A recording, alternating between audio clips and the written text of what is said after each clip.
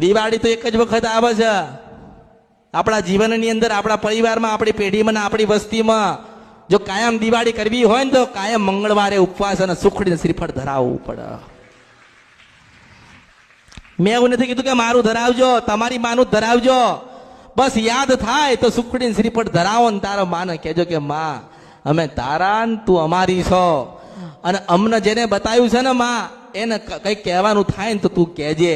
આટલું તો કહી શકો ને તમારી માને કે જે જગ્યાએ જઈએ છે માં તારી ઈચ્છા ના હોય ને તો ના મોકલતી. તમારી માને તમારે કહેજો તમે તમારા કે માં અમે રવિવારે આ જગ્યાએ જઈએ છે તે માતાજી તમે કહે તો જઈએ, તમે ના પાડશો તો અમે નહીં જઈએ. માં તમે કહો તો અમે એટલું કરીશું તો તમારી માં તમને વિશેષ આશીર્વાદ આલશે. મેં કોઈ બીજે ક્યાંય નથી મોકલ્યા, મેં બીજા દીવા નથી કોઈને કરાયા, મેં તો તમારી માં રહી ગઈ ને એના દીવા કરાયા. આપણી માં રહી ગયેલી હોય, ચામુંડ માતા રહી ગયેલી હોય તો આપણે કોના દીવા કરવા પડે? ચામુંડ માતાના કરવાના. કોના ઉપવાસ કરવાના? ચામુંડ માતાના કરવાના. કોના લાડ લડાવવાના? ચામુંડ માતાના લાડ લડાવવાના. કોના દર્શન કરવાના? ચામુંડ માતાના કરવાના. તો રાજી થાય ને.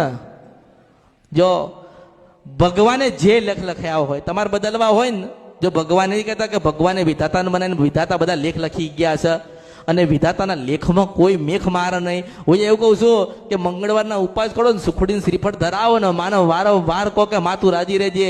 જો ભગવાન શંકરે ગમે તેવા લેખ લખ્યા હોય ને એ તમારા બધા લેખ બદલી નાખશે. હું મેળવીશું.